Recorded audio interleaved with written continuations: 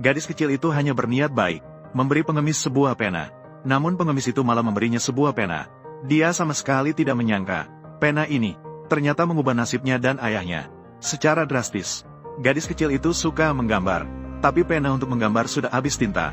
Saat itu, pena itu ternyata secara ajaib berubah menjadi sebuah gambar. Dia melihat ayahnya berjualan setiap hari, sangat keras, namun tidak ada yang datang. Tiba-tiba terpikir, gadis kecil itu lalu menggambar untuk lapak ayahnya. Menggambar banyak sekali orang. Tak disangka bisnis ayahnya seketika dikerumuni orang. Namun, gadis kecil itu tetap tidak senang. Karena semakin banyak orang, ayahnya akan semakin lelah. Dia teringat betapa kerasnya ayahnya bekerja setiap hari. Semua itu untuk mencari uang. Kenapa tidak membuatnya menjadi kaya? Maka dia kembali ke mobil mewah dan menjadi kaya. Dalam sekejap mata, sebuah mobil mewah melaju menuju mereka. Seorang kakek juga turun dari mobil, langsung berlari menuju pria itu. Dia bahkan dengan bersemangat memanggilnya anak. Namun pria itu merasa sedikit takut, karena ibunya meninggal saat dia berusia 3 tahun. Dia juga sudah meninggal. Apa yang terjadi sekarang ini? Melihat kakek itu, memakai cincin berlian puluhan karat di tangannya. Pasti dia seorang kaya. Namun pria itu juga takut. Apa trik yang mereka miliki? Melihat dia terus-menerus mundur, kakek itu bahkan berpikir bahwa selama ini, dia telah membuangnya di luar, selalu menyalahkannya. Jadi untuk menunjukkan itikat baik, dia mengeluarkan satu kotak batangan emas untuk mengompensasinya. Namun setelah pria itu mengambil satu, dia masih ragu. Saat itu dia melihat kamera di kejauhan. Dia salah mengira, kakek itu mungkin sedang membuat acara apa. Dan kakek itu juga salah mengira bahwa anaknya adalah sudah menebak. Dia menjalankan perusahaan media terbesar di Jiangzheng. Kamu tidak salah. Anak itu berpikir toh ada uang yang bisa dihasilkan. Pria itu akhirnya setuju untuk kembali bersamanya. Begitu dia mendapatkan obat, dia berencana untuk bertanya kepada kakek itu. Berencana untuk memberinya gaji berapa banyak. Kakek itu memikirkan anaknya yang sendirian di luar. Diperkirakan telah mengalami banyak kesulitan. Harus benar-benar memberikan kompensasi yang baik. Jadi dia berencana, pertama-tama memberinya 10 triliun. Tapi hanya menyebutkan 10 triliun. Kata-katanya belum keluar. Pria itu sudah sangat bersemangat. Gadis kecil itu menggambar seorang wanita cantik.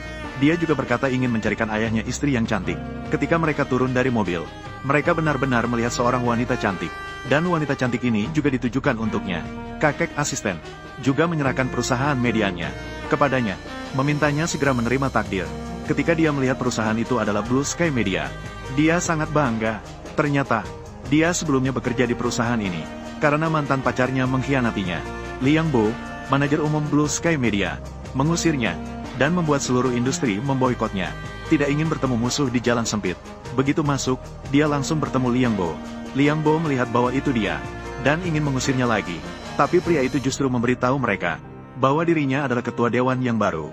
Jika dia mengganggunya, dia tidak akan bisa pergi dengan baik. Rekan-rekannya tertawa mengejeknya setelah mendengar itu.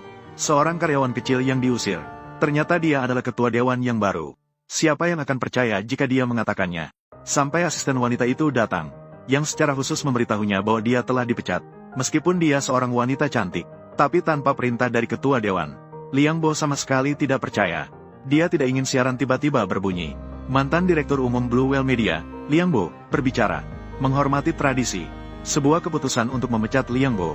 Liang Bo kemudian tahu, dia telah mengganggu orang besar yang tidak boleh diganggu. Dia terlihat kotor dan malu. Dia berencana untuk mengemas barang-barangnya dan pergi. Tapi saat itu pria dan mantan pacarnya sudah mulai bertengkar. Pria itu mendekat dan memberinya tamparan keras. Seandainya dia tidak sengaja menjebak dirinya sendiri, dia juga tidak akan terjebak menjadi pedagang kaki lima. Diolok-olok, melihat bahwa sandarannya telah datang.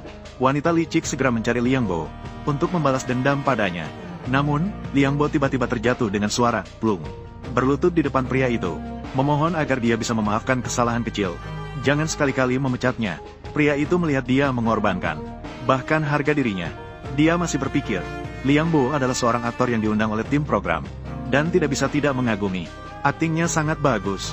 Namun belum sempat dia berbicara, pria licik tiba-tiba muncul, mengejek pria itu sebagai penipu, karena dia sengaja bertanya kepada pamannya, yang mengatakan bahwa ketua Ma selalu di rumah, menemani cucunya, bahkan tidak pernah keluar rumah, sama sekali tidak pernah mengadakan rapat dewan. Jadi masalah pemecatan itu, sebenarnya adalah kebohongan yang dibuat oleh pria itu. Liang Duo mendengar setelah itu, langsung marah besar, mengambil botol alkohol dan ingin memukul pria itu sampai mati. Namun pada saat itu, gadis kecil itu justru menggunakan kuas untuk menggambar ayahnya sebagai superhero. Ketika botol itu dilemparkan, Ayahnya ternyata tidak terluka sama sekali. Pria itu masih mengira itu adalah properti yang dibuat oleh tim acara. Tunggu, sekarang saya pingsan. Atau seharusnya saya bangkit dan bertarung dengan Liang Duo. Pria licik itu benar-benar marah. Segera suruh para satpam untuk memberi dia pelajaran yang baik. Namun pria itu tidak hanya dengan mudah menghindari pukulan mereka, tetapi juga menendang mereka semua terbang. Saat sedang bertarung dengan gembira, paman pria licik itu datang. Kebetulan ketua dewan meneleponnya, mengatakan bahwa cucunya akan datang ke perusahaan, meminta mereka untuk menyambutnya. Begitu memikirkan bahwa itu adalah cucu berharga ketua dewan, para penjahat mulai merencanakan sesuatu. Jika mereka bisa menyenangkan cucu ketua dewan, maka mereka bisa naik ke tingkat yang lebih tinggi.